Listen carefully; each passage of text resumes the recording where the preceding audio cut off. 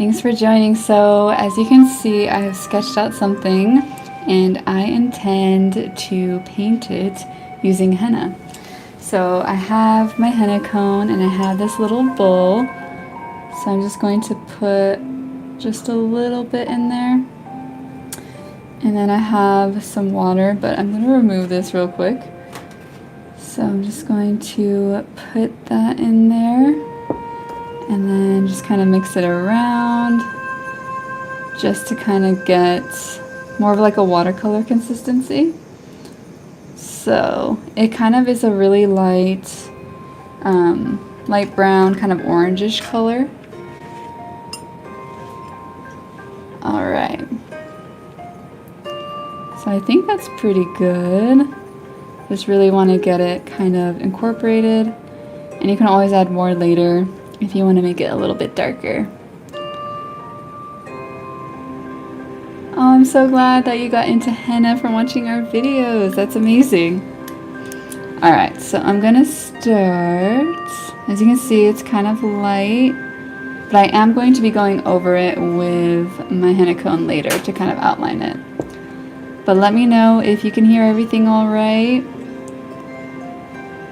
And then I have some water too on the side that you can even fade it out a little bit more if you wanted to. I'm just kind of starting with a little wash here. Just a full wash. My day has been pretty good. So, you know, having my shop around this time of year, it is kind of crazy with packing. Which is why I need to make time for creating art too, just to kind of balance out, you know, being very mechanical with packing and balance that out with actual creativity, which, you know, is definitely where my heart lies. So I'm really happy that I could find some time to come on here. And I've been really inspired to want to make more art. And yeah, around this time of year, I always try to end up I tried to do a little bit more actual art. I am going to be closing my shop soon, which will be a little bit of a relief. Or actually, I kind of already limited it, so I don't have henna cones right now on my website. Taking a little break. I had like crazy sales, you know, for the holidays, so that definitely brought in a lot of orders, and I'm still not fully caught up. So, oh my gosh, your mom, thank you so much. I can say my mom. No, I was kidding. You have to tell me more behind that username. I appreciate you. Oh yeah, my nails. So I got them done recently, and interestingly enough, I never do red. So it's kind of like a pinkish red, but it's glittery. It fits the season, I think. But yes, I'm glad you can say everything is fine. Let me know if you want me to go in a little bit more. I feel like this is probably a good spacing from the camera to the art. Yeah, so I don't know if you guys, you know, if you have any types of questions or anything like that, feel free, but definitely want it to be a nice, relaxing session, you know? So much going on in the world. It's nice to kind of take a little break and just create. Hi, everything is weird. Some of your guys' usernames are awesome, man. I love it. Thank you so much, Nadira. I appreciate that. I have been having so much fun using henna as watercolor though. If you guys have not tried it, you definitely should. So you can kind of see here, I just mixed a little bit of henna paste with water. It's definitely pretty diluted, so I might, after I do this first initial wash, I will probably try to go in and add some more layers to create some, you know, a buildup of contrast. Let me see here. Yeah, real. Yeah, what is, can I ask if you don't mind what your name is, your mom? Because as much as I do, I love that username. I think that is so funny and cool. I would love to, address you by your name if you would like. And yes, you definitely should try it out. Honestly, it's so fun. And what's cool is you can always layer on actual henna. So that's what I plan to do, is definitely outline it with actual henna. And you guys know I love my suns and moons. I was asking my husband, I was like, what should I do? And so he said, you should do a sun and moon. I mean, I do them all the time, but in this form, I haven't yet. Let's see. It's Sharanya. That's beautiful. I love that. Sharanya.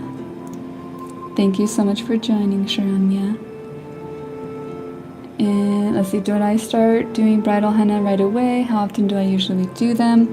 Kind of yes and no. So when I first started doing henna, I was going to a temple quite regularly in San Diego here.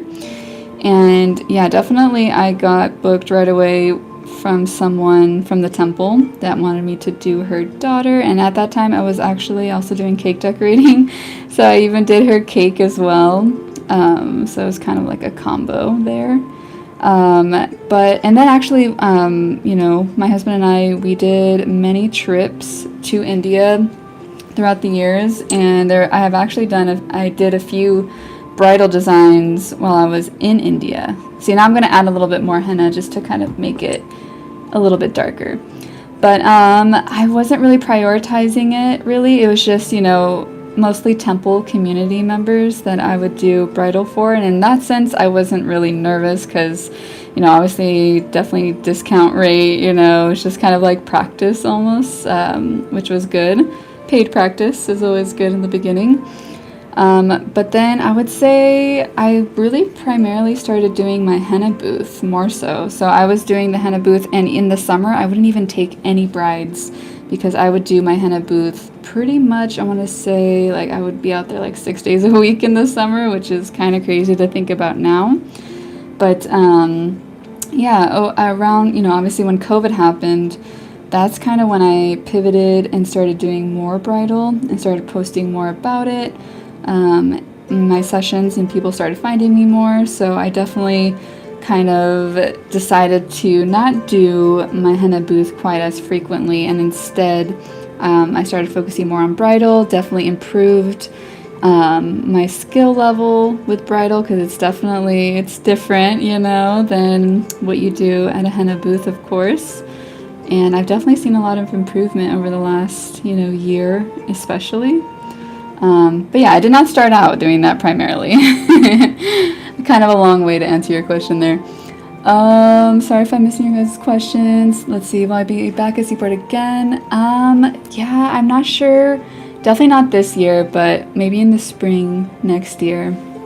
But definitely the summer. I definitely try to go out there in the summertime. It's really the best time to be out there, in my opinion. Shubhra, much love. Which part of India are you in?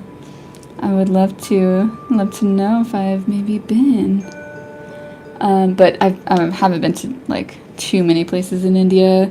Definitely want to go visit South India. Have not been to South India yet, and I feel like I need to. Let's see. Bella Alice, thank you. I'm so happy that you get some inspiration. You should definitely try. Honestly, I love using henna as watercolor now, so if this is not something any of you have tried, again, I'm gonna keep saying you definitely should. Sanwara, which part of India are you from? And I feel like on, obviously on TikTok, I don't think there's TikTok in India, right? So I feel like I have many different, each platform has different, it's not all the same people, which is so interesting, which is why I definitely want to do YouTube lives, because I've been doing TikTok live a lot, and I feel like I wanna connect with you guys too. But I feel like probably on my YouTube, I definitely have a lot. I think I was looking at geographic information, and definitely a lot more people from India on my YouTube compared to my other platforms, which is awesome to hear. And I would love to know where you guys are all from. Oh my gosh, thank you so much, Akil Sariyu. Hopefully I say that right. Oh my goodness. But yeah, let's see, what even day is it? I feel like I lose track of the days lately. Thursday, right? Hopefully, I don't know if you guys what time it is in India. I think since it's getting to the evening here, I feel like it's either early morning there or later morning, because I know it's usually like reversed. So hopefully this is a good time. I was kind of debating. I was like, I don't know what time everyone will be available to watch this live stream, and because I know I have a lot of people from all over. But what was I gonna say? But yeah, I felt like this was really the only time I got finished packing orders, sketched this up, and here we are. Anyone here from Texas? Yeah, Texas. I've been to Houston, but that's the only part of Texas I've ever been. Early morning, 7 a.m. Yes, that's what I figured. It was probably early morning. Which actually, not too bad then. Oh, thank you so much, Sanwara. Let's see here. I know this stage is always interesting because it's just kind of building up layers a little bit at a time. But the real magic happens once I really go in there with the henna cone. It adds such a cool layer of dimension.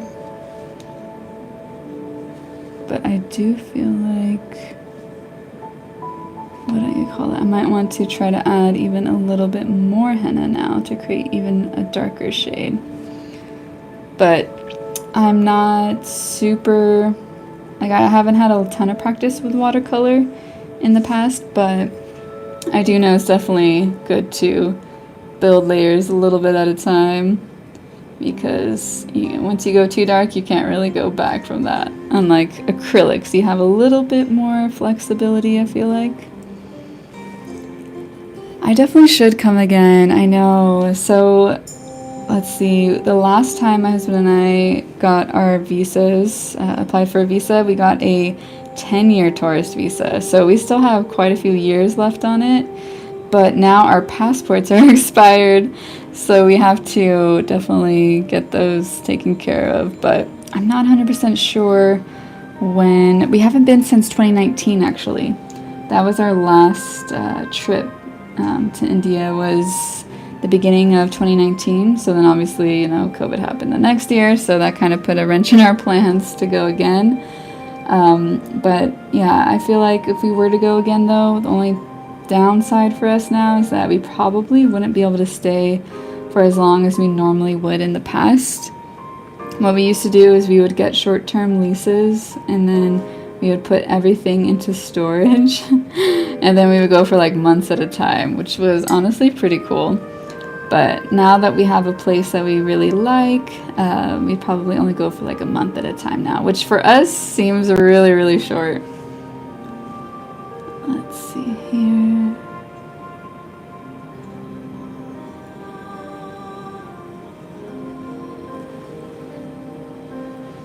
Let's see.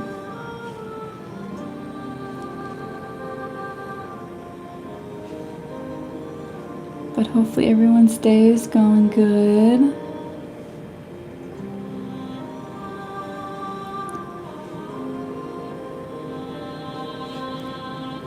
I'm debating whether or not I should do a wash in. I feel like I should. I feel like or maybe actually I should do a full wash on the border just to create a little bit of contrast.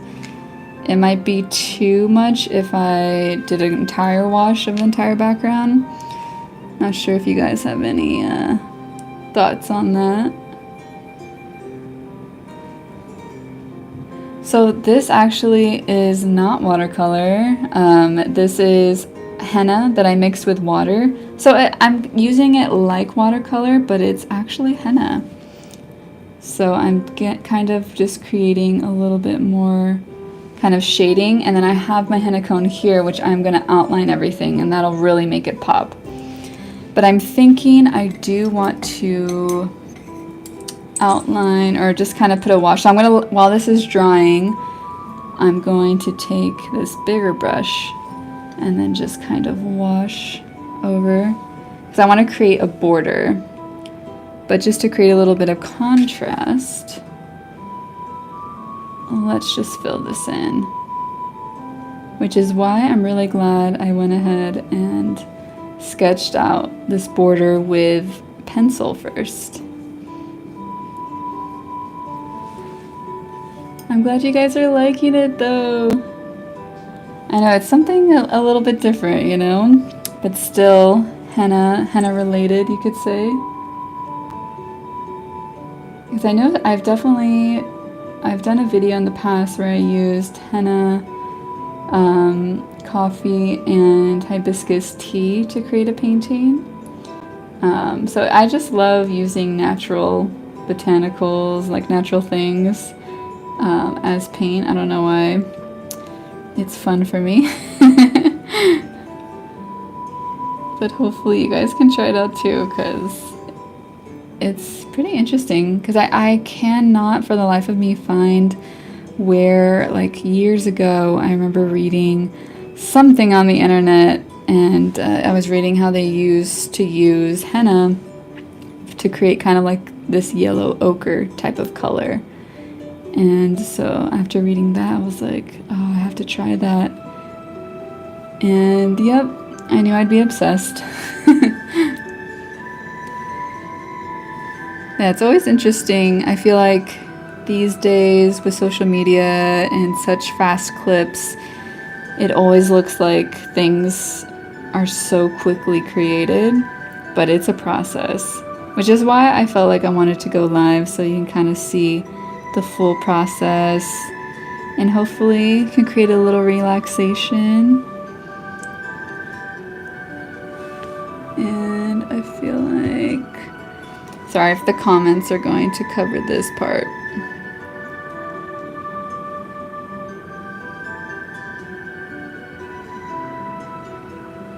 But I can't wait to finish this.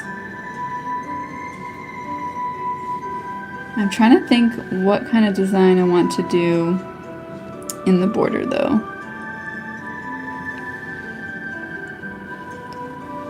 Let's see. Don't want my arm, there's my shirt to hit it, but I have to hold it. Thank you so much, Gilly. Which part of India are you in? We spend most of our time usually in either West Bengal area, or for the most part we stay a lot in Vrindavan, Mathura area. But then we usually like to visit a few other places close by to there, like in Jaipur. Our last trip we did Rishikesh for the first time, which I did really love. I did love Rishikesh a lot. Alright, so I think I'm going to try to add maybe even a little bit more henna now to this. See if we can get a little bit deeper shade. Madhya Pradesh. Okay, yeah, so that's kind of like in the middle, right? Because Uttar Pradesh is, I think, where we spend most of our time, like in North India. But yeah, we definitely want to go to South India because we've never been there. But yeah, hopefully soon. Each and every video post. I know, I definitely, now that the crazy season, at least for me, is almost complete, because I usually like to limit my shop for December and kind of take a little bit of a break from shipping orders so much. So hopefully I'll have more time to get back into my YouTube videos, because that has been really fun for me. And I have so much, like so many video ideas, like you guys have no idea. So I'm really excited to get back into YouTube. But I felt like live is kind of nice because obviously there's not a lot of editing, which is usually the hard part of creating videos. Is like I love the creation process, but then the editing part is what takes a long time. Alright, so I think I want to fill in the stars too. Let's see.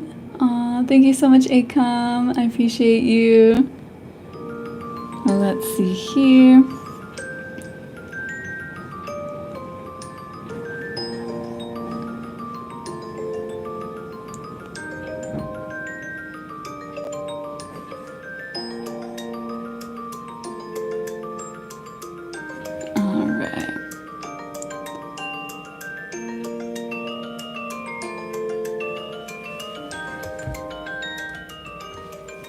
So I felt like I tried to find some music that's royalty free because I don't want to get flagged in the live stream. But I've never listened to this playlist before, so hopefully the rest is okay. Let's see here.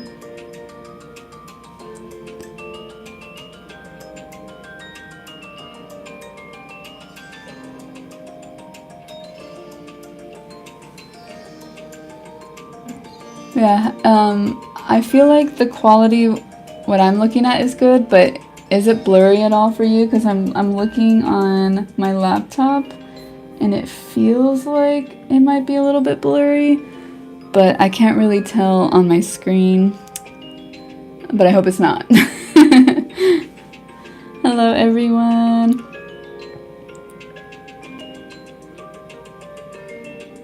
Let's see here. Oh, Bangladesh. I have not been there yet either. Okay, it looks good for you. Okay, good. I'm glad. I mean, I've been to West Bengal, but I feel like that's probably the closest to Bangladesh that I've been. Oh, thank you so much, Acom. I feel that you are also very special and amazing. Thank you so much for being here, joining us. Alright, I'm going to create a little bit more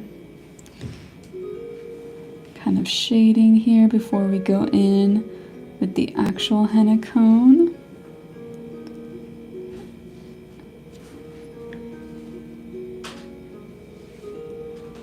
Let's see here.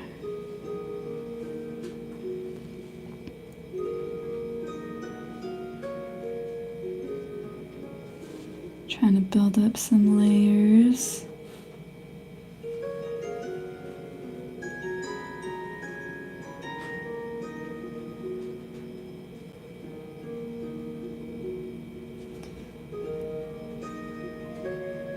I do want to see if maybe there's a way to do something like this on skin, but I just feel like it wouldn't stain very well if you dilute it with water.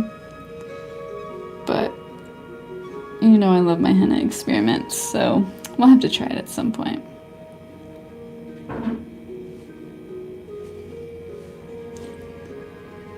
Let's see here.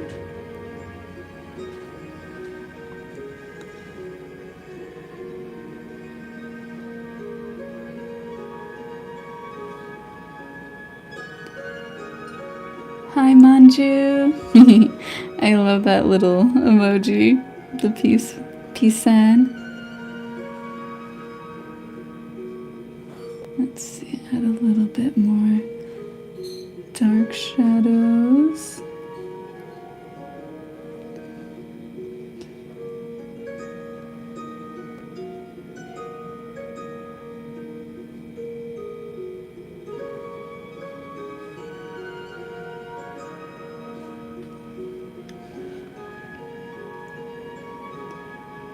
But definitely my goal was to make it meditative and relaxing.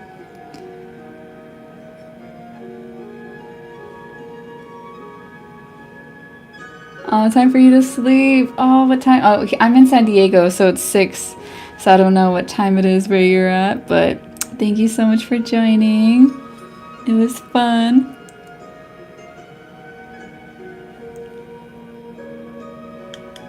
I'll try to post the finished photo of this in the community comment section.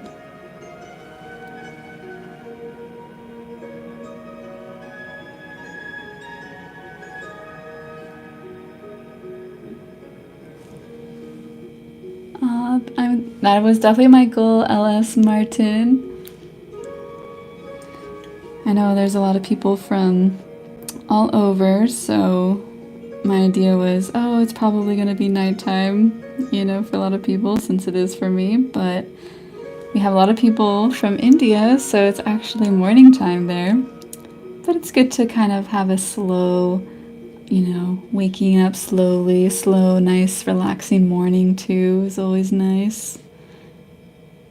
That's actually one reason I joke with my hair and makeup artist friends that I could never be a hair and makeup artist just because like I cannot do their early start times, because for weddings, like I always hear about, you know, the bride having like really early call times, like 4 a.m. So you can only imagine how early the hair and makeup artist has to get up.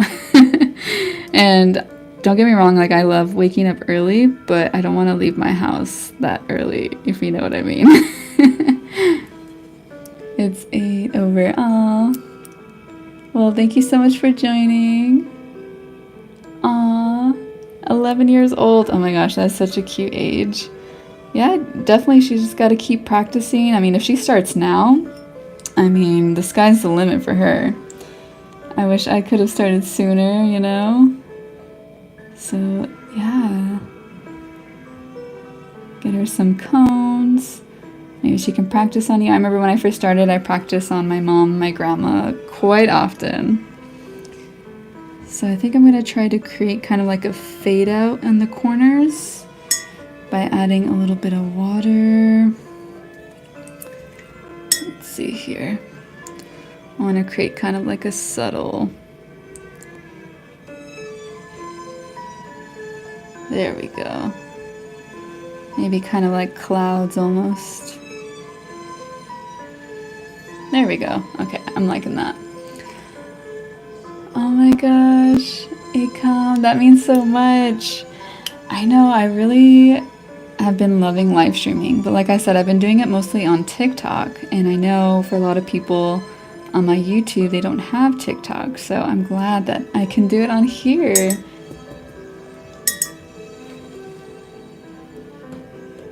Oh yeah, there we go. I'm liking that fade. That subtle fade right there. Super good. Let's see, are you looking for a single cone or a henna kit? I definitely recommend, obviously, natural henna cone suppliers, which it'll kind of depend on the size of the cone, because depending on where you get it, that's one thing you can kind of look out for is the size. Like on my website, I was having henna cones that are 25 grams, which is a little bit bigger than most natural henna suppliers make them. Usually it's like 15 to 20 grams, I find. But I like when one cone, you can do a lot with a single cone. So, and then you don't have to buy 2 cones, you can just buy 1 and for like, you know, the same price in a sense. So it kind of depends. Are you in the US? Because that can also be a factor, obviously. That's the only downside. If you are from another country, it's really hard to ship henna cones internationally because they have to be shipped rather quickly in order to avoid the natural stain kind of lessening over time during transit. But I would say for like a single cone on average, probably anywhere from like 7 to 11, depending on the size. So when I was selling smaller cones, They were like $7 starting price for like a 20 gram. So it was like $7.50, something like that, which is pretty standard here in the US, of course. But yeah. Let's see. Yes, in the US. So I would say expect for natural henna. Again, there are chemical cones that you can get on Amazon and stuff that it's not like handmade from an artist necessarily, like more like manufactured. Of course, those ones will be cheaper, but on average, depending on the size, I would say 7 to 10 is like a pretty good idea. And of course, if you do buy more, you tend to kind of get like, if you want to buy, say, a 5-pack, it's definitely going to be more affordable than just buying like a single cone, if that makes sense. So maybe try, of course, a single cone first, see how you like it, and then in the future, you can kind of bulk up and save.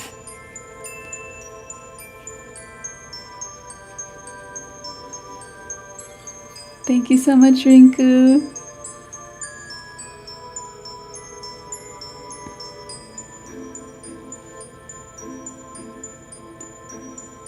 So I'm kind of doing some little bit of wet on wet here, I think is what you call it.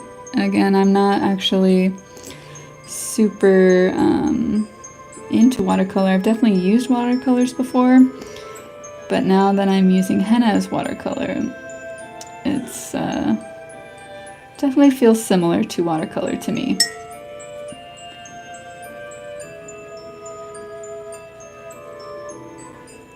Alright. I definitely want... Oops, I feel like my shirt hit that part on accident.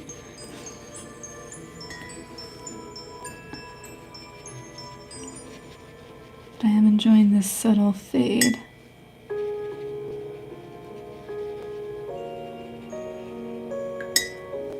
I kind of want to try using black tea in a similar way too. I've heard you can definitely do kind of similar things too. And I've also wanted to experiment with like the old school style of using like actual stones to create pigments, like creating green from malachite. I don't know, there's something really appealing to me. Maybe it's just because I'm so used to using henna, but there's something really appealing about using like nature, to create art. Like, of course, I love my acrylics and stuff like that and whatnot, but yeah, just probably because of the nature of what I've been doing for so long, using plant-based henna. I really want to get into natural pigment for painting. Oh, thank you so much, Rinku. Oops, oh my goodness, I did not mean to do that. Let me just situate this again. Alright. So this is definitely needing to dry, so 1 second. I'm going to plug in my iPad before it dies and we have no music anymore. And then also, I'm going to show you one way you can kind of speed up the drying process. So I have this little heater thing. I think it's for like embossing or something. Let me see if there's, yeah, embossing heat tool.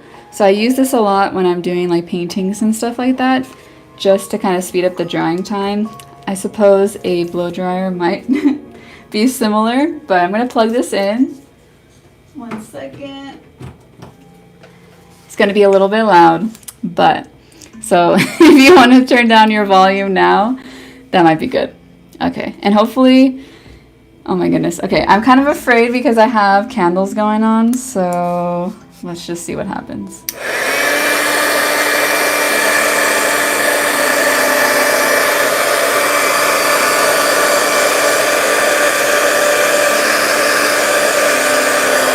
Okay, not too bad with the candles, but I really want to dry the face first.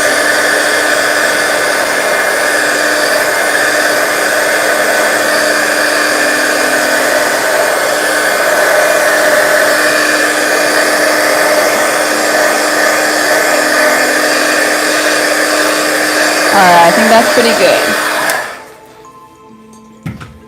good. Alright, hopefully that didn't hurt your ears. But let's see, now I'm going to go in with my actual henna cone. So this is, to me, this is the fun part, because this was fun, don't get me wrong, but it really comes to life once you kind of outline it. Alright, so I'm just going to kind of turn it a little bit. We'll start with the eyes.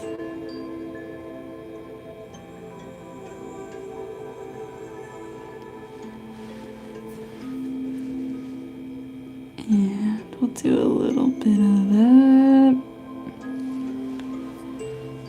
Once I lay this down though, I gotta be real careful. And make sure I don't smudge anything, because it's a lot harder to fix.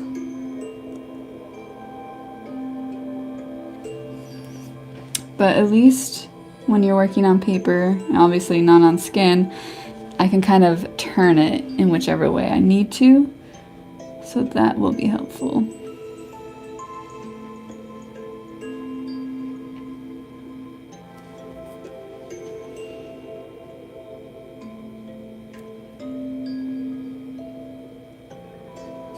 Let's see here.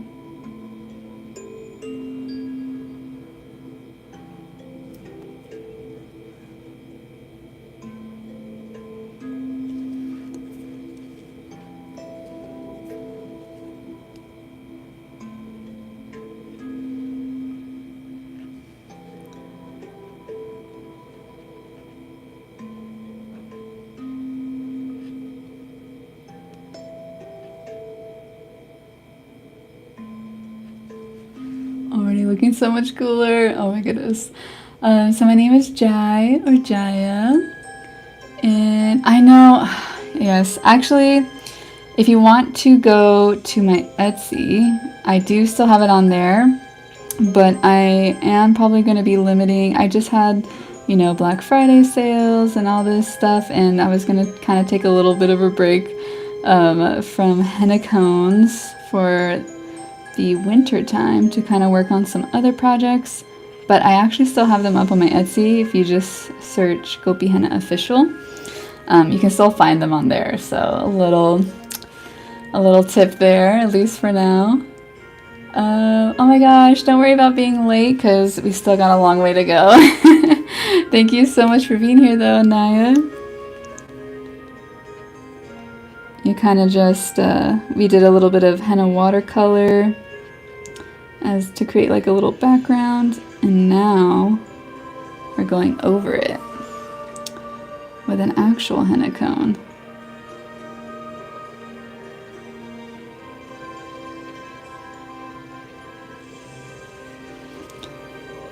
And let's see here. So I'm going to do a little draping action. Create the circle.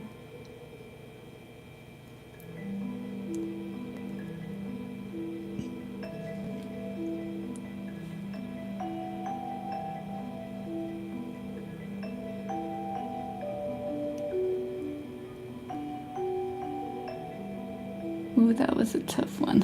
I have to like really hold my breath when I do that. I have faith in you, Rinku. Honestly, it's just one of those things. The more you do it, you will improve. So I never want anyone to feel discouraged, because I did not start like this, not even close. So I have faith that you can be 10-10, 100%. Let's see. You should totally learn how to do it. Honestly, I feel like there's no better time than now.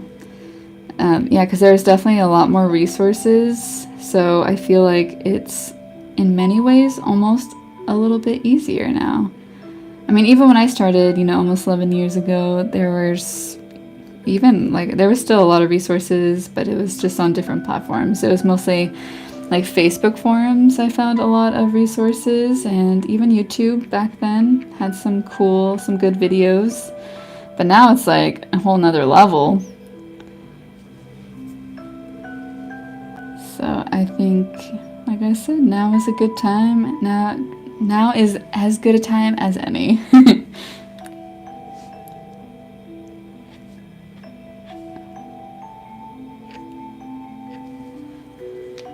Let's see, I'm trying to think where to add more details, because I had my original drawing.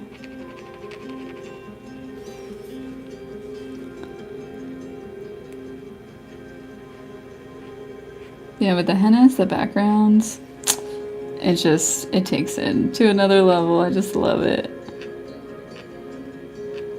There's just a little bit more texture, it's a little bit more dynamic. Yes, so much love to you guys too. Let's see, I feel like maybe, actually I should start the rays from the top, but get that one started, because I'm thinking I have to be really careful because I do not want to mess it up.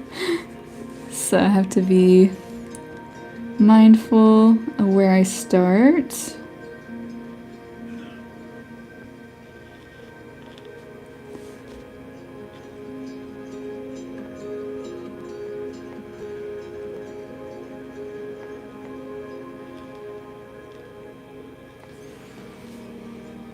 Yeah, it's so crazy to see, you know, from here to here, it's so different. I know, that is a very good question. I have another candle here too, but you can't really see that one, I don't think.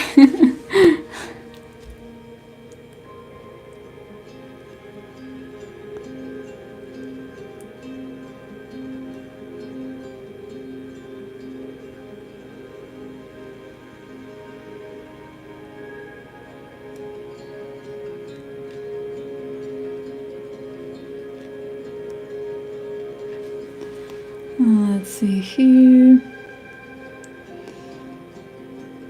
Kind of wanted to go with somewhat like a beaded chain headdress type of vibe here.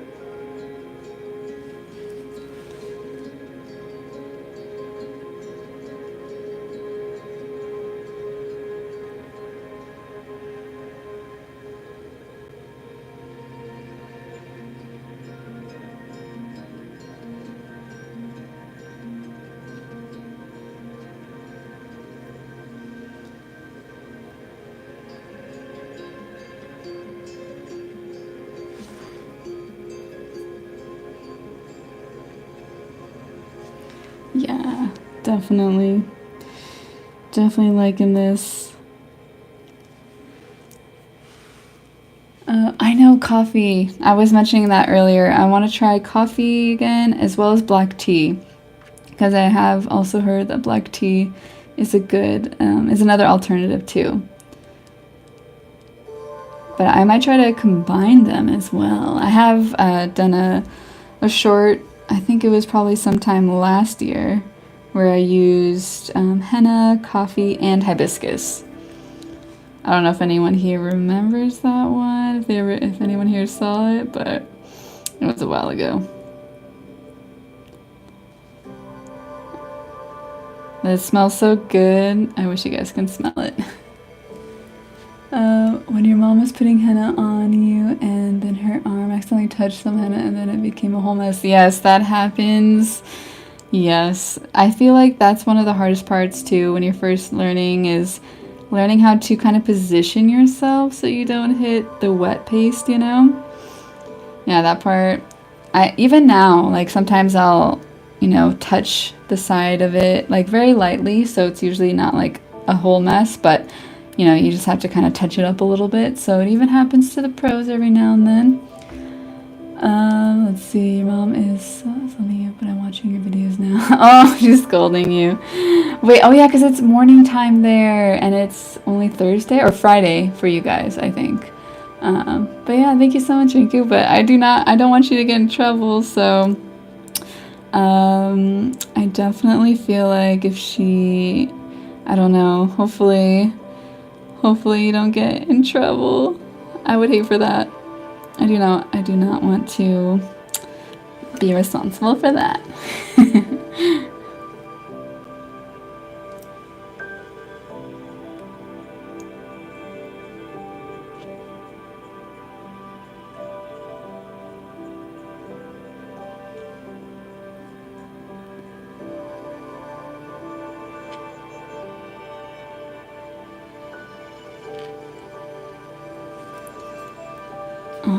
So I might try to reposition this just a little bit.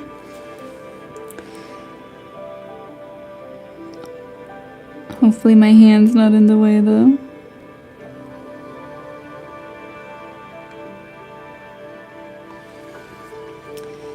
And I'll try to go behind here just a little bit, because now the moon is looking pretty bare. Let's see here.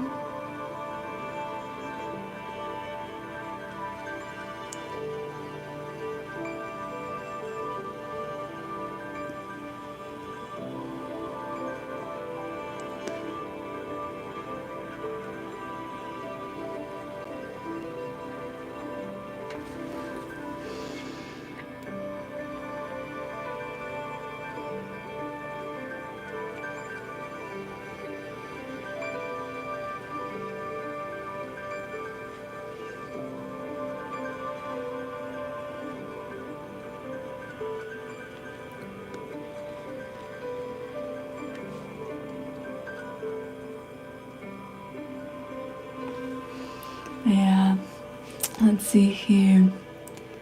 I'm so glad.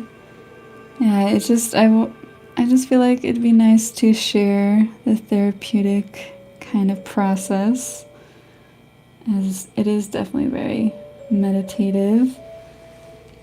Kind of access that flow state, which is, I think, what most artists are really, you know, I wouldn't say necessarily like searching for, but it's definitely what kind of keeps us going. Because once you get into that flow state, it is a beautiful experience. I am usually a chatterbox. Everyone says a chatterbox. That is good. I hope no one's making you feel like that's a bad thing, because, you know, we need a balance. Because I feel like I'm definitely more of an introvert. And so I always appreciate when there's, you know, people that are definitely more extroverted to kind of help bring that out in me. You know, it's always a balance. So yeah, keep chatting, honestly. I feel like sometimes, you know, there can be a lot of judgment in the world, you know what I'm saying? And sometimes you have to kind of make yourself shrink back a little bit, you know, out of fear of like not wanting to offend someone, or, you know, worried about what people think, at least me anyways. I'm speaking from my own experience. So it can be kind of hard to balance between, you know, being confident in yourself and, you know, also not worrying about what other people think so much, because that's definitely my problem.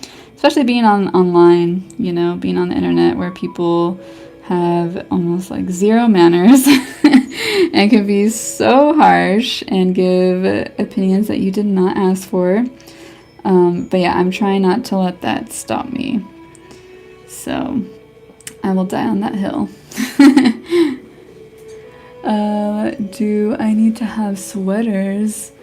Is it cold there? I might have missed the beginning of that.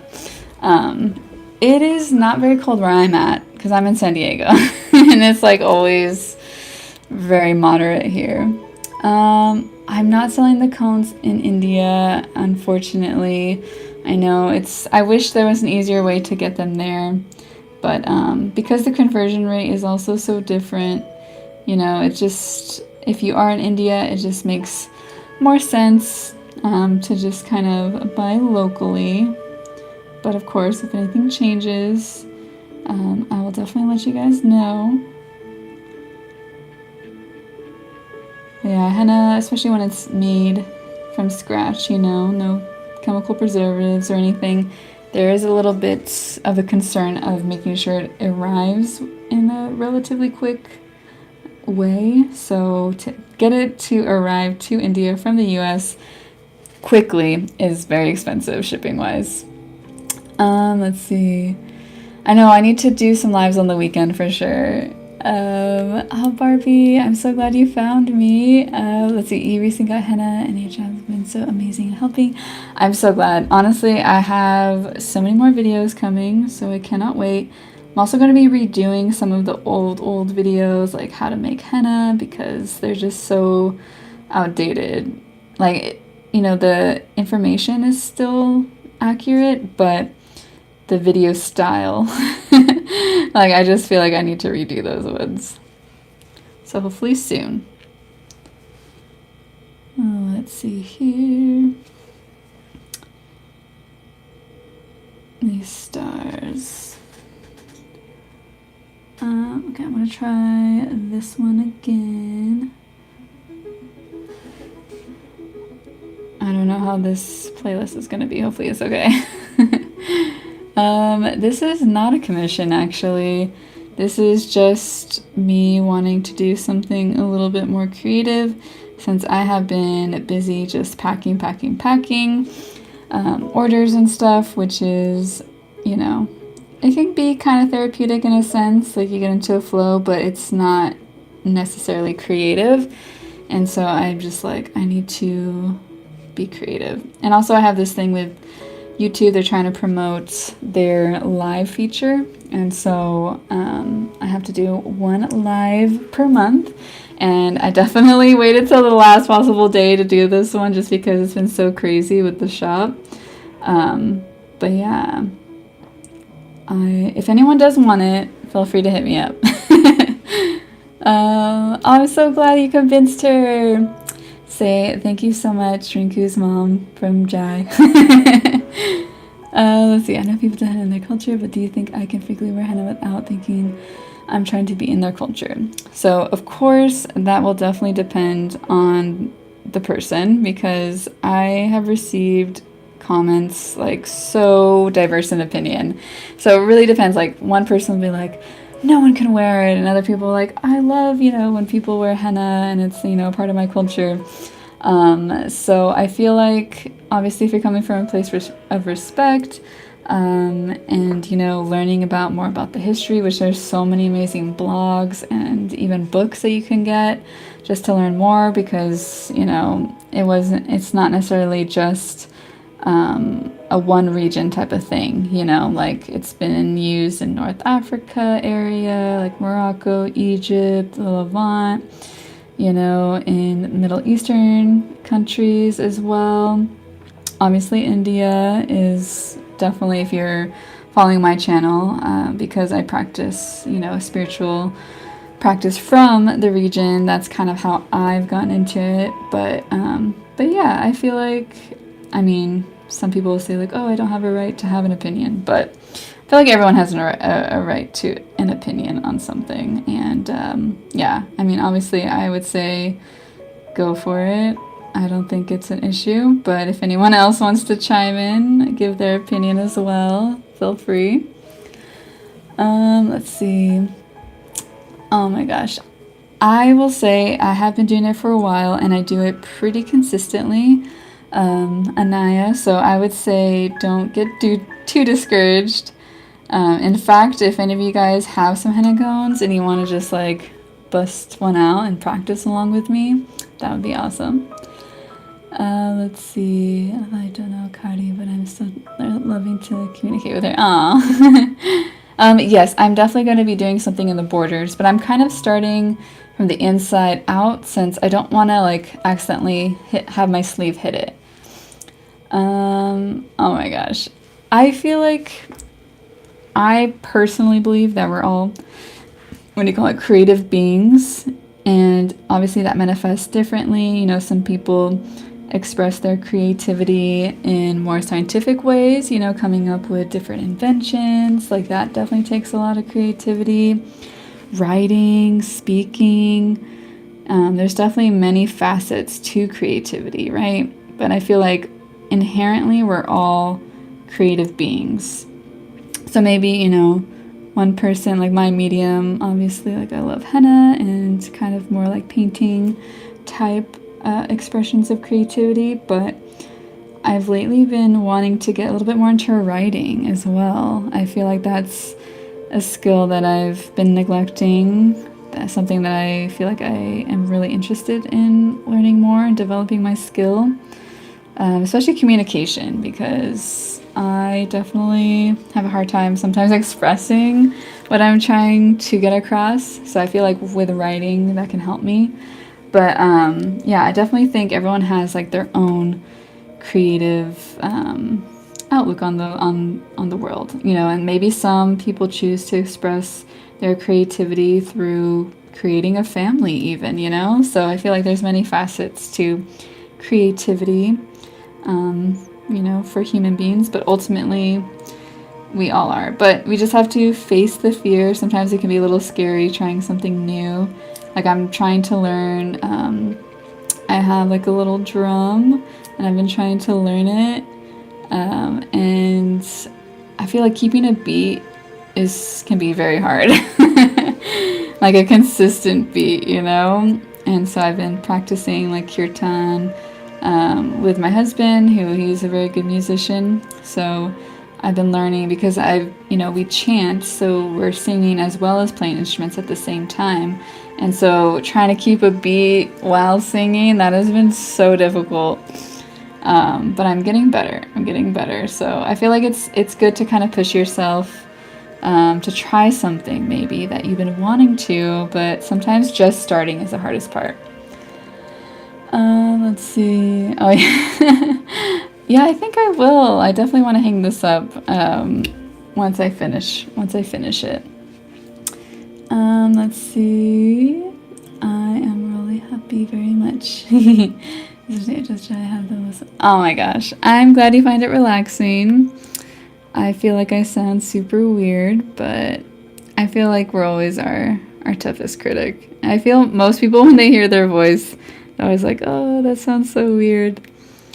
But I definitely, I'll watch videos too where I'm like, oh yeah, that voice is really nice. So I guess I understand where you guys are coming from as well. So I appreciate that. Alright, so we got these stars. This one's going to be hard. I'm really scared. I do not want to mess this up. So I'm going to hold my arm while I do this. Perfect. Okay. Now I'm going to start draping lines for the border. And again, holding my sleeve. I do not want to hit it. Yeah, I'm going to stop there before moving on. So that's a lot of times what I do is I'll drape until a point where it feels a little bit unnatural to keep going that direction. And then I'll start the point up here and then I'll meet it in the center.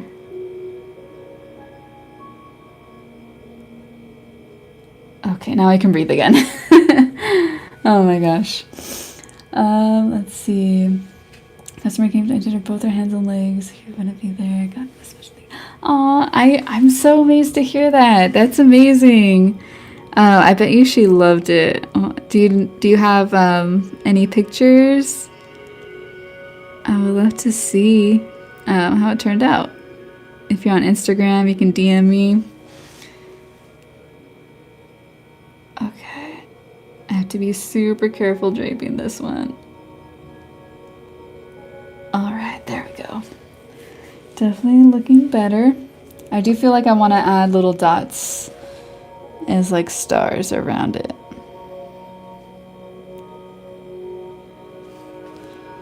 Just to create a little bit more that magical kind of feel. But first, before moving on, I want to drape this line. And I'm still trying to think what I want to do for the border or inside. I feel like I want to do something kind of swirly, kind of viney. But if you guys have any ideas, because I could do something a little bit more structured, geometric as well. That's the hard part. I've been holding that off. Like I have no ideas yet at this point. Oh, okay, no worries, no worries. That's awesome. Let's see here. Drape a little bit.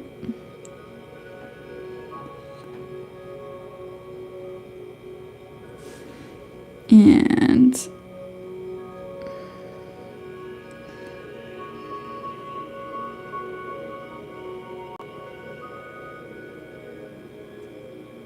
all right. We're getting there. Now I feel like I want to fill it in almost to create like a really bold border. And then outline it again. I do think that's what I want to do.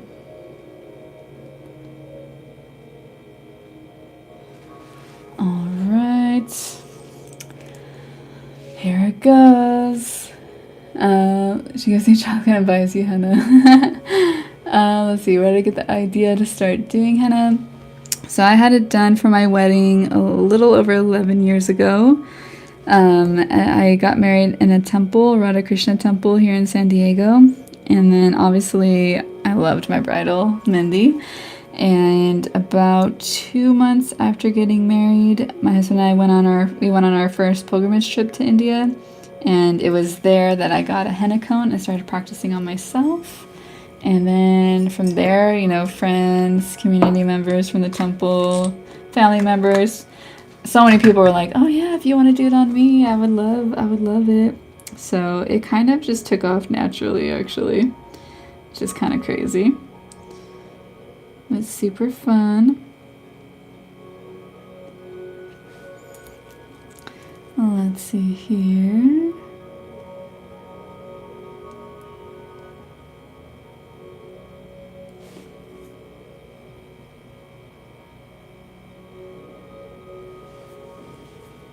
Yes, I think I'm going to turn it sideways.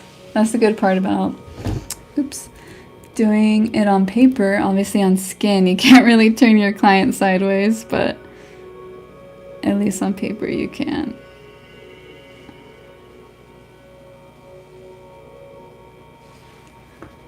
There we go.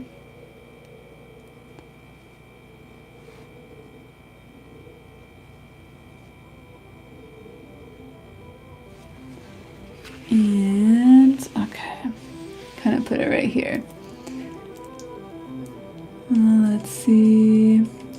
I keep trying to skip this up, but I remember that this is live, so I can't. I know, the finished product, no one knows what it's going to look like yet.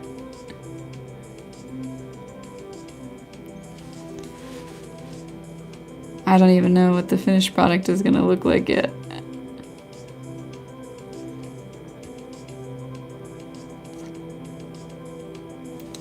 Alright, now I'm going to outline this one too.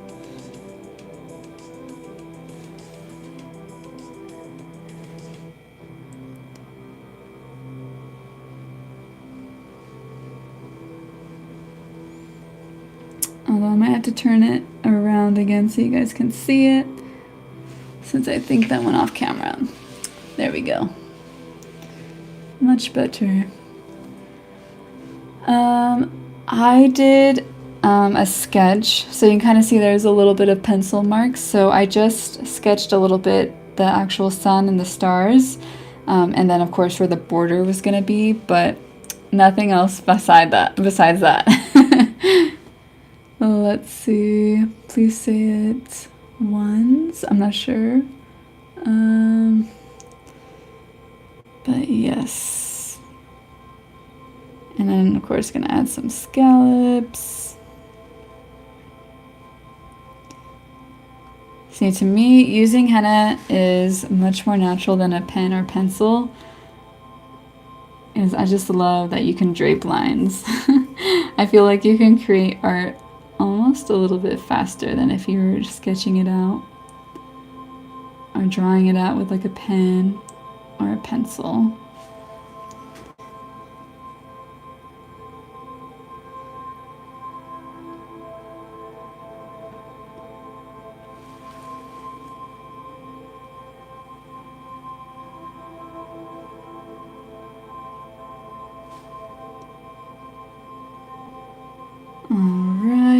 Now I'm going to add little scallops.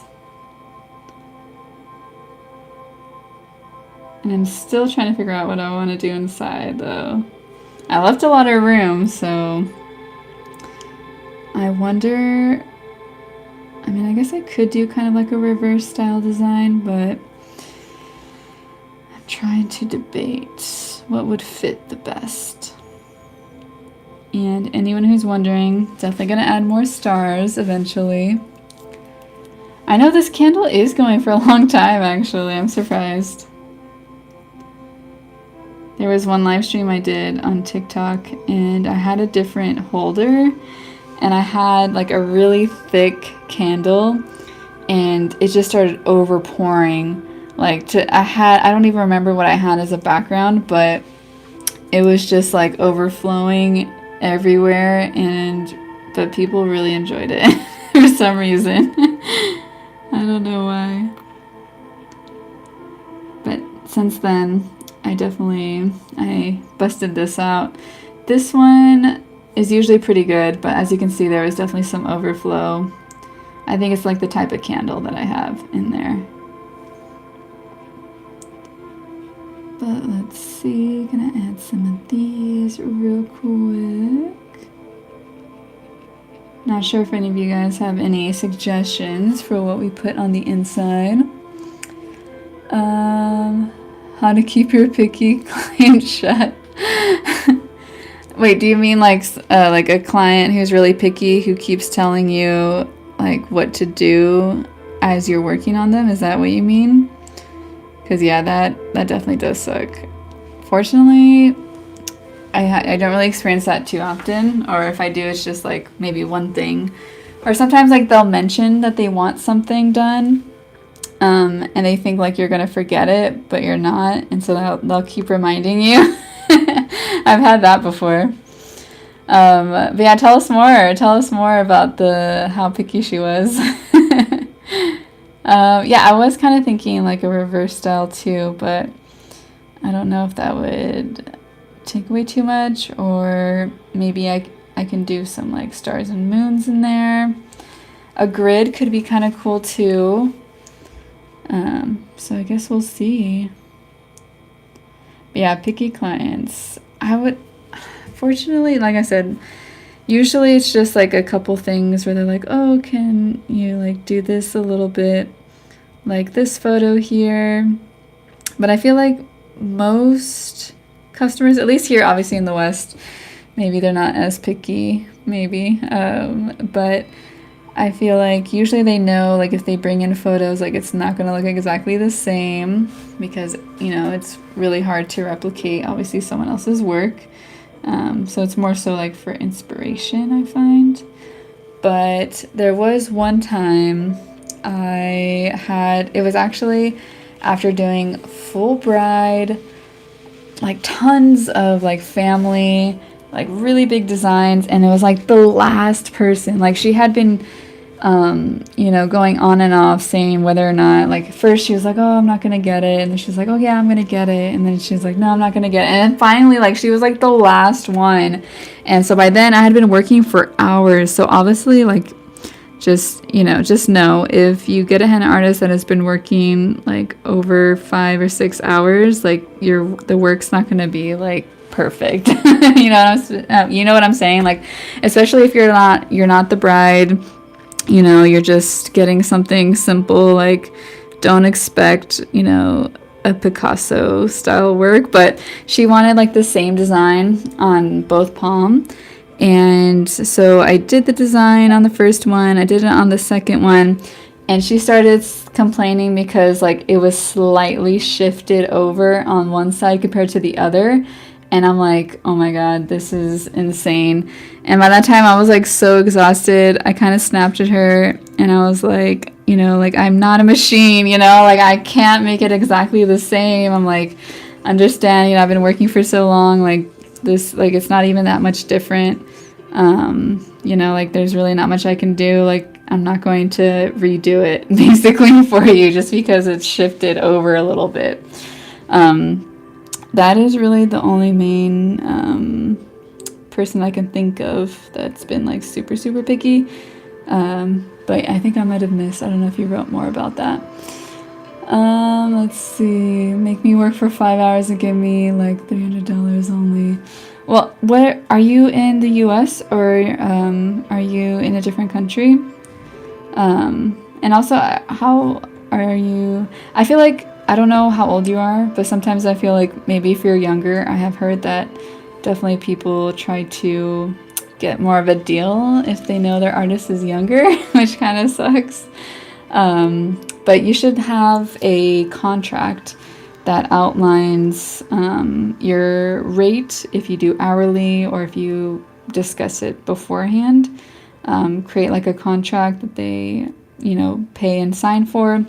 I usually do like a booking deposit of $50 to kind of reserve their date. And then I put all the details in the deposit so there's no confusion what my hourly rate is, all the details that we've discussed and whatnot. And so once they've paid, it's, they're agreeing to that. So there's really no room for, negotiation at the end, you know what I'm saying? But let's see. I just want to make sure I didn't miss more on that. Let's see. Tips for starting doing Mehndi as a small business. Are you in the US? I definitely have a lot of tips, but I find that some of them might be more pertinent to, like the West, but, because there's different like websites and stuff that you can use to kind of get your name out there here. So let me know where you're at and I can give you a better idea. She had tattoos all over her hands. I didn't know where to henna. Oh yeah. Yeah, that is kind of hard. If there's like a lot, like you can't really go over it. So you kind of have to like work around it, which if there is a lot of tattoos, it can be difficult. Let's see, my client to spend more time into my client made me put henna on her till her shoulder almost and gave me about $300 for 5 hours work and 7 whole cones. I am in a different country because of the henna. Now I come back to my home sweet home. Let's see. I would say, did you like tell her what your rate normally is? Or do you have like a designated rate for like per hour? Or how did it start out, basically, would be my question to kind of get more info there. Let's see. The longest time I've done a bride was probably 6.5 hours, and that was, fingers all the way up to her, a little bit above the elbow area. And then she did feet to the knee area, and we actually had to kind of rush towards the end. So honestly, it probably would have taken longer, but she had an event that she had to get ready for, and she wanted to make sure that it dried in time. Oops, I felt my finger touching this part, so I kind of got messed up there. But yeah, so 6.5 hours, probably would have taken 7 if I could have taken my time a little bit more. But yeah, that's definitely the longest. Most of my sessions are usually like 4 to 5 hours, I would say. Let's see, was the henna on your hand? Yeah. So it was a tiger. So this was done in Hagua, which is that blackish blue stain. But yeah, I know, I'm so sad to see it go. But I can't wait to do another one. After I got the payment, I was fine, but then my parents told me I got fooled. Aww. I mean, that's the thing, like, I'm not sure how long you've been doing it or how old you are, because you did mention, I think you're the one mentioning something about school, but I feel like if you feel like you've been properly compensated, like you don't feel like, all that work and you don't feel like it was worth what you were paid, then I feel like you might be charging okay, But yeah, I mean, if you can charge more, obviously our time is valuable as artists, and the time that we put in to learn our skill and our craft is equally important. So, like I said, I feel like you should figure out a good hourly rate. So I don't know how much they said that you should have gotten paid for, but maybe try to break that down. So whatever the amount that they said you should have gotten paid for, divide that by 5, and then maybe consider that being your hourly rate. And every year you can always increase it a little bit. You know, as your skill increases, you can charge a little bit more, especially, you know, there's inflation and stuff like that. So that's another thing you can kind of, you know, factor in as well.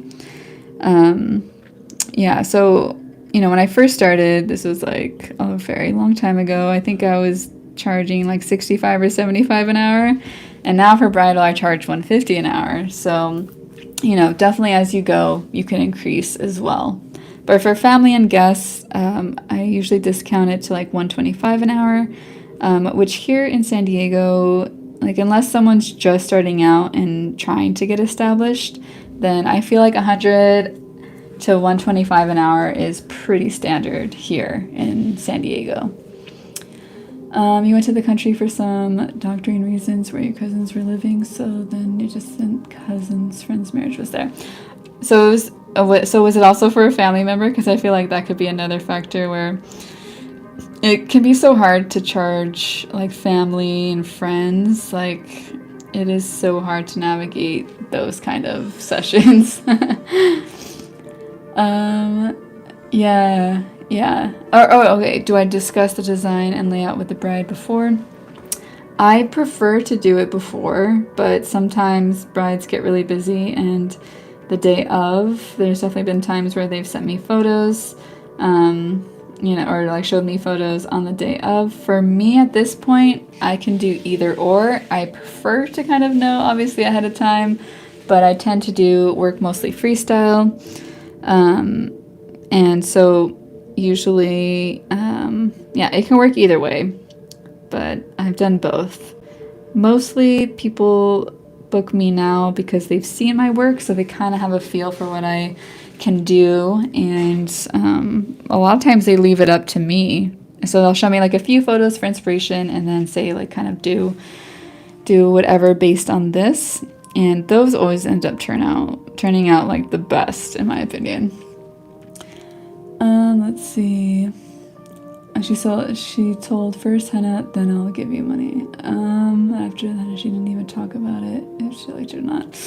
Oh yeah, you know, that is always the hard part. Like, there's definitely some clients that are very, very kind and accommodating, and some can be a little bit colder, which is why, you know, I feel like it's all about communication, right? Because if you did it and then you talked about it later, how much it would be, obviously, you know, they're going to try to, you know, get it for as cheap as they can. So again, that's why I always recommend to start out first, just like with an idea of what you want to charge per hour, like what you feel your time is worth, what you feel properly compensated for, and then just kind of lay it out before even like fully booking the person.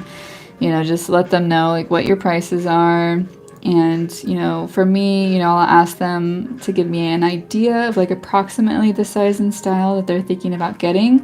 And that's another good thing to learn about yourself as an artist, is how long things can kind of take you. You should be able to kind of give a good idea on how long certain designs will, you know, basically take. And then that way you can kind of give them a good time estimate. That way they have a good idea of how much it will be.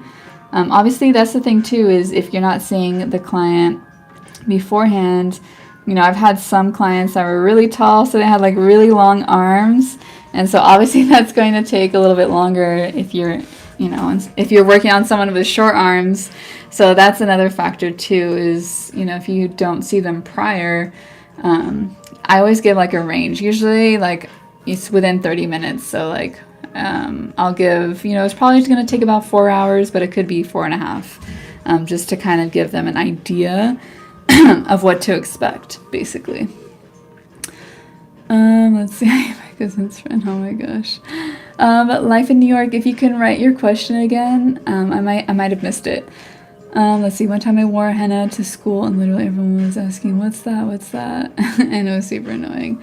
I know it's kind of crazy because I feel like it's so. Maybe it's just because I'm a henna artist, so my feed is full of henna. But I feel like more and more people usually know about it, just because of social media and stuff like that. But, you know, if they've never seen it before, then that could be a good time to educate them on what it is. And but of course, I don't know how old everyone is, because obviously the younger generations can be a little bit more blunt about things that they don't know about. But hopefully that wasn't the case. She was just going through her mouth the entire time. Oh gosh, yeah. When clients eat, I usually try to recommend, like when I'm doing bridal, I usually try to recommend to wait until we do the feet, because the feet are obviously less sensitive to movement. But yeah, it's really hard, because it's just so hard for them to not move the limb that you're working on while they're eating and drinking. And I know from firsthand experience, it's really hard for us probably more introverted. I feel like most henna artists are semi-introverted at least, but it can be really difficult telling your bride or client to stop moving. I did an event the other day, and there was another henna artist there, and she was working on one auntie, and she was like, "Auntie, you're shaking." And I felt for her so much. I was like, oh my gosh. It's so hard. Like, a lot of people don't realize that they move, and especially, if you're someone who talks a lot with your hands, or like even your head, like moving your head and stuff like that, it's so difficult to work on people like that. Oh my gosh. Okay, I do not want to burn this, but let's see. Doing henna as a hobby right now, but I am considering trying to make a mini business. So I want to set up an account with my designs, but I don't have that many original ones. Also love your videos. Thank you so much. Yeah, so that's definitely the hard part in the beginning. So I would suggest, obviously, start with yourself. So do some designs on your own hand. You can do one on your palm and then one on your top, and that's 2 to start right there. I'm sure you have like friends and family that will love to let you work on them, because I remember when I first started out, like literally everyone was like, oh yeah, if you want to practice on me.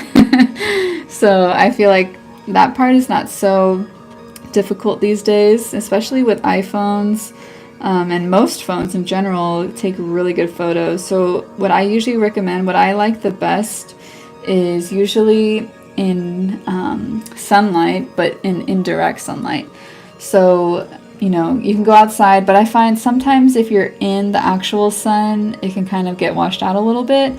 So try to take photos maybe like in the shade when you're outside, if that makes sense. And as long as you have good lighting, the quality of your photos will be awesome. But of course, we are in the world of reels and YouTube shorts and videos, basically. So I do highly suggest learning how to make some videos, even if it's just some of your photos put together. Just really start getting a feel for creating little short videos, maybe even of the process. So if you can get a tripod, like I'm using one right now, and then you can kind of record the process. Even start with time lapses; those are really easy, and so people can kind of get a feel for your process, how it looks, start to finish. People can get a feel for you as an artist, because we are in the digital age. So just starting and getting your foot in the digital world is really, really, really important, because that's definitely how most people find their artists these days, is online. So if you have, you can create a Google Maps account. A lot of people look for henna on Yelp. I don't know if you're in the US, but here there's a few websites people go to. Yelp is really great for private appointments and party bookings, because a lot of people go on there if they don't already know like a henna artist. They don't have like a contact. And then there's also, you can create like a Google listing. So you can have like a free Google listing, and then people can find you on that. People will literally just go into Google Maps and type in like henna near me. And so if you have your Google listing set up, then people can find you for private appointments especially, and stuff like that. So that's a good way. But yeah, definitely start an Instagram, I would say. TikTok as well, if you can. And honestly, you can just post the same videos on both platforms, so that way it's not extra work.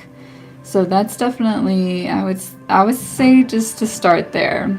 So learn how to make some videos, but of course photos are good too. But I find that we are in the age of the video, so learning how to create videos will be very important as well. I feel like I missed a lot there. Let's see what I missed. Let's see. Can you please tell me how I can get clients and things like that? Okay, so I guess that kind of covered that as well. Fake cried in her marriage when she will go to her in-laws' house. Oh gosh. That sounds like it was a very emotionally draining. That might have been an emotionally draining booking, not gonna lie. Oh my gosh. Next is Jagwa Henna. How much time to keep for stain and Jagwa recipe, please? I'm not getting enough ingredients for Jagwa, please tell me. I do have a video, a YouTube short actually. So if you go to my page and look at my shorts, I do have like a Hagwa mixing video. And you'll leave it on for like, you know, anywhere from 3 to 5 hours is good. And then you wash it off with cool water and soap. And then it usually takes a day to darken. Oh, a painting competition. Ooh. Yeah, that's so cool. What kind of competition is it? Is that like at your school, or what kind of event? That's something I've never heard of. And I'm probably at my school next month too, where I have to take a prize because I got yeah, what kind of singing do you like to do? I mean, obviously, to me, I feel like you have a good amount of confidence. So I feel like that is the first step, is just believing in yourself, you know, and not worrying what other people think, doing it just for you. Yeah, that would be what I would say. Let's see. So if you're talking about for bridal, usually it takes me 4 to 5 hours for most. It kind of depends on the complexity of the design, as well as, you know, obviously the client. If they want it just on the tops of the feet, then it's more around 4.5 hours. If they want the designs on the feet to go a little bit higher towards like the middle of the leg, it'll definitely take longer. Let's see here. Let me add that. So I'm still at a loss of what to do here. I don't want to mess it up. Let's see. Jagwa juice. Honestly, if you just type in Jagwa juice on Google, there's like so many different suppliers. They're all good. So just go into Google, type in Jagwa juice. Especially it looks like you're in the US, so you shouldn't have a problem finding. But yeah, any of the first few that come up on Google should be totally fine. Let's see. A math test tomorrow. Good luck. Oh my gosh. Oh, I definitely feel for you. Yes, that is the one good thing about not being in school anymore. Don't have to worry about sitting for tests, but Godspeed. I wish you all the best in your test. Yes, definitely. Billie Eilish songs I love. Ooh, Bengali songs. Ooh, that would be kind of cool to do. Like, I don't know if that would be possible to turn a Billie Eilish song into a Bengali, like, you know, translate it and then sing it in like a Bengali style. I don't know if that's even possible, but that could actually be pretty interesting if you can pull that off. That might be, you know, because I feel like sometimes originality, I don't know what kind of competition it is or anything like that, but, you know, trying to do something that's somewhat new, but also basically like mix-mashing or mishmashing. Is that the right word? I don't know if that's even possible, but that might actually be kind of cool if you can pull that off. It might be kind of original. Yeah, so my husband and I, we've been 4 times, and we usually spend about anywhere from 4 to 6 months at a time. But we mostly spend our time in like the 3 major pilgrimage sites for Vaishnavas. So when we first went, our first trip, we landed in Kolkata and we spent a lot of time in Mayapur. And then we went to Puri. So we took a train to Puri for a week or so. And then we went back to Mayapur, and then we flew to Vrindavan. So we flew into Delhi, and then we stayed in Vrindavan for a while. And for a week, we also went to Jaipur. And then we've been to Rishikesh as well. But for the most part, we spend most time, so I guess you could say our favorite is Vrindavan and Jaipur. Definitely want to visit more places in Rajasthan next time. I definitely want to visit Gujarat. Haven't been there yet. I would love to. We definitely want to go visit South India at some point because we have not been to the south part of India. And I think that's like the interesting thing is that it's so different, right? Like every place is so different from the other. It's kind of crazy, but I think that's what makes India so beautiful. I'm not sure when we're going to go again, but hopefully sometime soon. It's been a while. Yes, all the holy places, exactly. Let's see. Oh, Jharkhand would be amazing. We did, let's see, I'm trying to think, was there anywhere else? No. Yeah, we mostly spent in Vrindavan for the most part. I'll sing Billie Eilish in Hindi or Bengali version. I think that could be interesting. Honestly, if you get it recorded, I want to hear it. Let's see what. Oh, Kristen, hey, what's up, girl? What helps me get in the creative mood? Honestly, just like I've been doing so much non-creative stuff, so just wanting to do something creative. Like it's like a need almost. It's not even like I want to. It's like I have to. Because otherwise I get so moody because, if I'm just doing stuff that's, just super administrative or super just like, not like robotic, but just like redundant, my soul just starts to feel like caged in. And creativity or just, doing art is a way to just kind of like release pent-up emotions, I guess. Oh, I do want to visit Kashmir, actually. I would love to visit Kashmir. I've been also wanting to download Duolingo, I think is the app. Is that, you guys know what I'm talking about? But yeah, basically I want to learn Hindi. Like obviously I know some words, but I'm not like super fluent because everyone always speaks to us in English every time we go there. But obviously I would love, since we spend most of our time in North India, I want to learn Hindi because obviously, being in Bengal as well, Bengali is totally different. But I find, obviously Hindi is the national language, so I definitely want to learn Hindi. But learning languages does not come easy to me at all.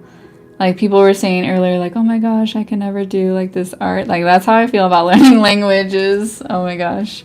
But bye, Rinku. I hope you have a good day at school. And if you do the Billie Eilish in Hindi or in Bengali, I hope you can get a recording of it. I want to see. But I know you said your mom won't let you send stuff, but I don't know. I think that would be cool to hear. But yes, have a good day at school. All right, so I decided to do this little swirl border.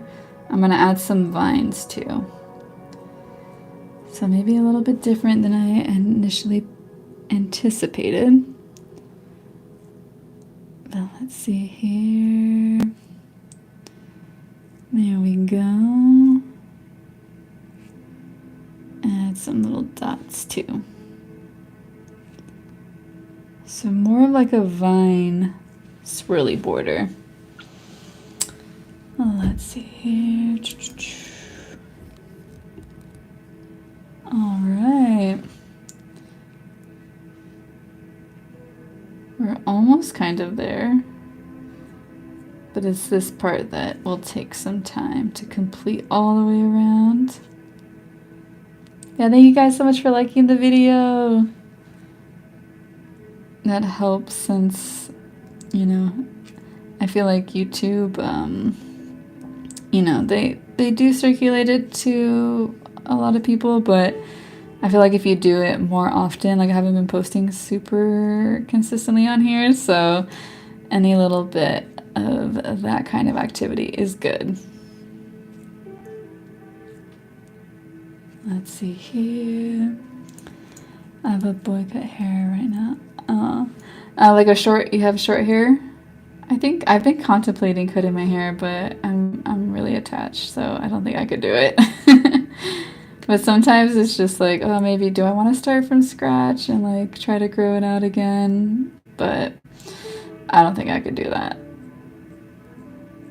I just feel like I need to take some like supplements from hair too. I definitely want to get it thicker, but I feel like I have a lot of split ends and I haven't been cutting them. So I think I need to do that so that I can prevent, you know, the tips of my hair from getting shorter, if that makes sense. Are you not going to school? I know, I was just thinking that too. Okay, she's scolding you. Oh my gosh. Good old Rinku. Love her.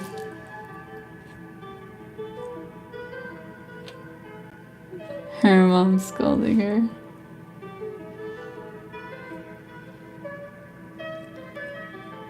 Let's see here. Alright, I think I'm kind of liking this. A little bit different than I had envisioned it initially, but actually I do really like that now that I'm looking at the screen. Ooh, coconut oil, I know. Actually, so today I just started an infusion. So I am infusing henna powder, because apparently you can infuse henna into oil, and it's also really good for the hair. But then I added bringiraj and then amla as well. So I'm infusing those 3 powders into castor oil and jojoba oil, because that's what I had. I feel like olive oil would have been good too, and coconut oil, but I didn't have any. But I'm gonna let it sit, because I was reading different infusion methods, and there's 2. So there was like solar infusion and then like cold infusion, I guess. So cold would have to be like in a cool, dark place for, I think it was like 4 to 6 weeks, whereas this other method said that you can put it on your windowsill for 2 to 4 weeks. And obviously I don't want to wait super long, so I'm doing the solar method. But yeah, so I'm going to try that out and see how it works. I know Rosemary's been kind of huge on social media, but I don't know. I feel like Ayurvedic herbs are also really good too, and since I had some on hand, I wanted to try it out. I don't know if anyone else, I've only found a few places that even sell like henna infused oil. So I'm really excited to see what it's like, because obviously since it's infusing for so long, like it doesn't stain your hair like it, you know, when you mix it with water, obviously. But it's still supposed to be really nourishing for the hair. So I'm excited to try it.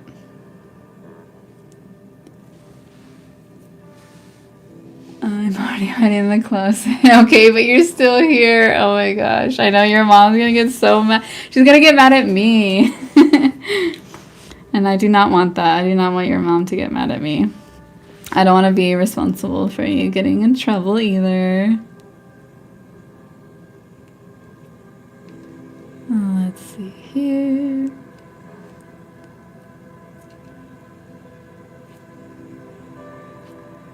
I can't believe it's kind of almost done. I'm just gonna have to, oops. I don't want to mess up.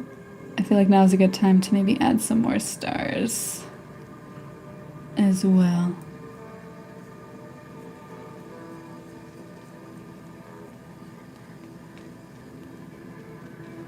Alright.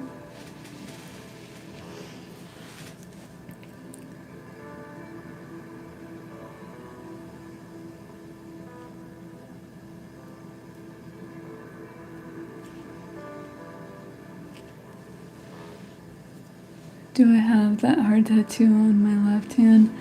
Heart tattoo.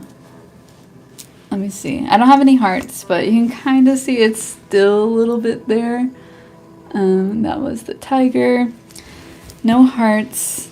I'm actually, I got invited to a vendor holiday party that's supposed to be like a masquerade ball type of theme, which is kind of cool because I've never been to one of those. And so it's just basically all vendors from the years, you know, all the weddings and whatnot, which I think is kind of cool because obviously we're always working at, you know, parties and events. So it'd be kind of cool to have like a party just for us. So I'm excited, but it's on December 6th, which is coming up soon. So I'm going to wait for this to fully fade. And then I want to do kind of like a lace. I want to try to see if I can recreate kind of like the look of really delicate lace. So I think I'm going to have to try to practice that a little bit first because I do not want to mess that up. But I'm debating whether I should try to do it in Hagwa or if I should do it in henna. And then I might try to do something for my, like a chest one as well. Maybe make like a necklace.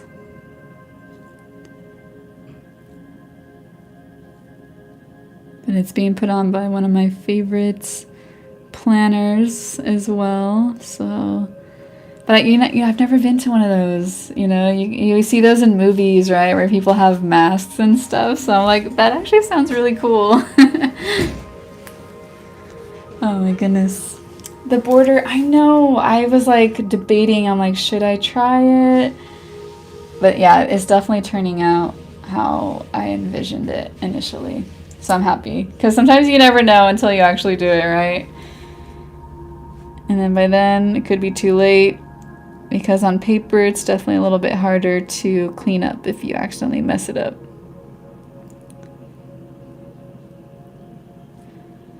There's that.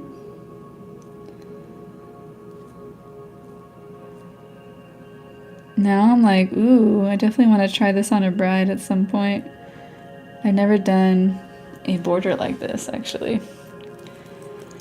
Hi. I definitely feel like I'm not necessarily, like, I always see everything like I need to improve, right? That's how we always are. But I do want to say I have been doing it for almost 11 years, so that definitely plays a factor. But yeah, I mean, whenever I see my work, I'm always like, oh, I could have improved that, or I need to work on that. So yeah, I'm glad that you think it's good. Thank you so much, Coco Books Galore. I love your profile picture. Patrick, good old Patrick. Dude, SpongeBob is like such an OG. It's kind of crazy because I remember watching that when I was like really little. Like I feel like I was pretty little. And then I have like really younger siblings that watch it still. And I'm like, oh my gosh, like it's eternalized.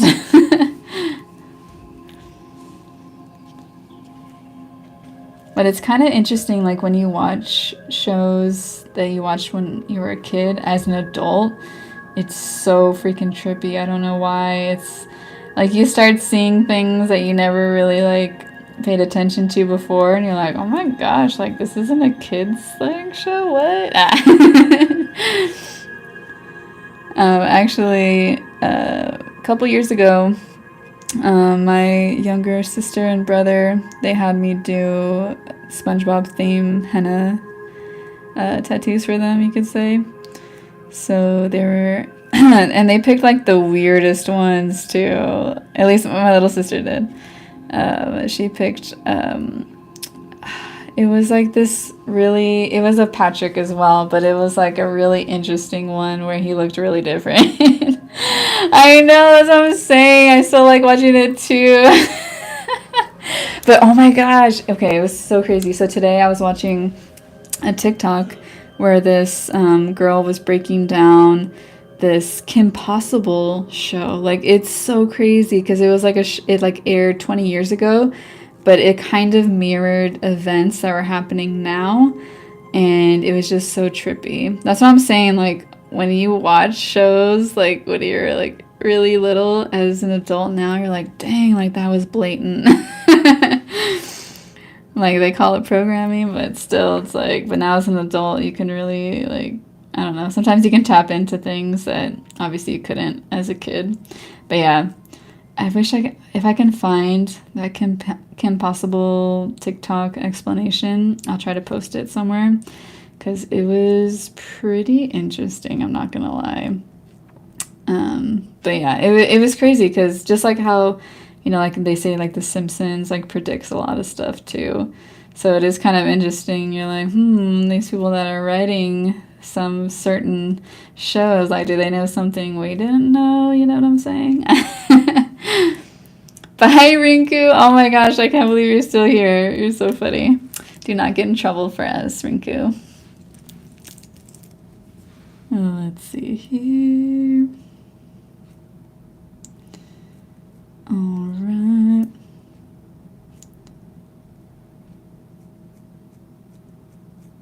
Trying to fit it in the corners is the hardest part so that it's all even.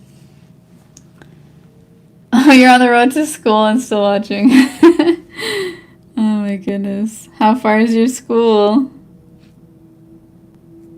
Hopefully it's not too far. Or I don't know if there's gonna be, if there's traffic, but there can definitely be traffic, right? Ooh, Johnny Bravo. Damn. I know. I'm about to like try to watch. Actually, there's this one that my husband and I we found the other day that is kind of interesting, called Aeon Flux. I forget what it's on, but it's pretty interesting as well. You're like, what? Like, there's so much symbolism there that if I were to watch that, I never watched it. I guess my husband did before, when he was like younger, but watching it now, you're like, oh my gosh, there's like crazy symbols in there and stuff that obviously if you're a kid, like you'd have no idea like what they mean and stuff like that. But when you get older, it is interesting. Let's see. Almost there. The music stopped, I realized. I was like, something's off here.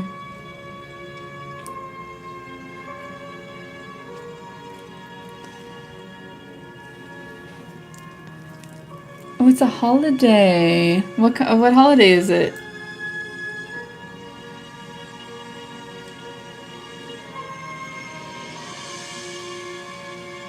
Whoa, this music's definitely more kind of cinematic. I didn't expect that. Oh, it's a half school. Okay, I was gonna say, because what time is it there? I don't know what time school normally starts for you, but I felt like it's kind of pretty late.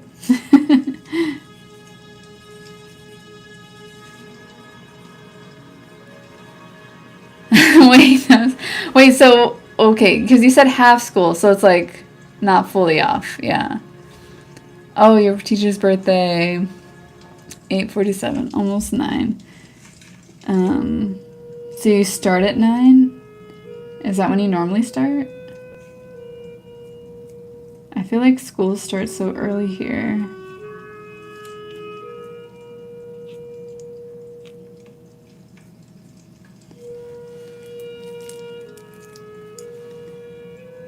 Okay, hopefully I can get this to line up. I'm kind of nervous about that, but let's see.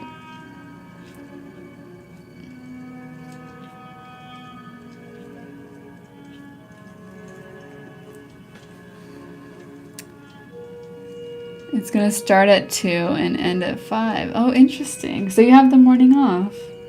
5's kind of late though for school, isn't it? I don't know if that's better or not. Okay.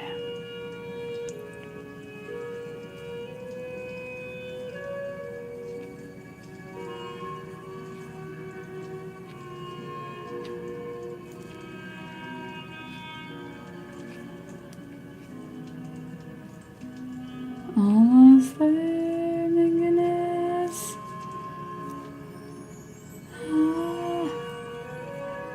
Alright.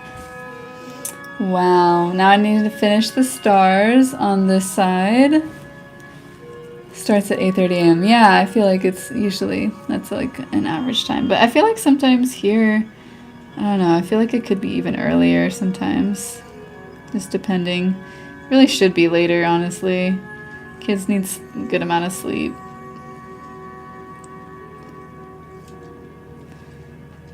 I need my 8 hours. Oh my gosh, I recently did a bride and it was the earliest I'd ever started for a bride. So we started at 6:30 a.m., which honestly I don't think I'll ever do again. Because it was like almost an hour away, so I had to get up like at 4:30. And like I'm definitely no stranger to getting up early because I used to get up super early for like temple programs and stuff like that. But I was so nervous that like I was gonna either sleep through my alarm or like my alarm wasn't gonna go off, so I kept waking up, so I literally did not get that good of sleep at all.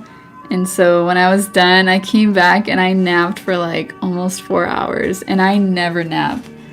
So I was like, oh my gosh, I don't think I could do that again. Oh my gosh. But yeah, I think that's pretty good. What do you guys think? I really love how the border turned out. I'll give you guys a good little view here. Oh my goodness. But yeah, I can't believe I've been on here for quite some time. The music does fit, it really does. That's what I was hoping to make it all like, I don't know. I don't want to say like fairyland, but kind of like, you know what I mean. But yes, I really wanted to come on here, get creative, and connect with you guys. I hope you guys enjoyed watching and chilling. Hope it was relaxing, and I hope to do some more videos. If you guys have any ideas on anything you would like me to do a live video on, I think I definitely want to do like a live henna mixing at some point, a live like henna streaming or straining. Just kind of like the basics, and then maybe some classes we could do in the future. But yeah, thank you guys everyone so much for joining. I love you guys, and I'll see you guys the next time. Definitely, I don't know when, but I'll try to write it on the community tab so you guys can get a heads up, because this was kind of like I just jumped in there. But yeah, thank you guys so much for joining. Have a good night.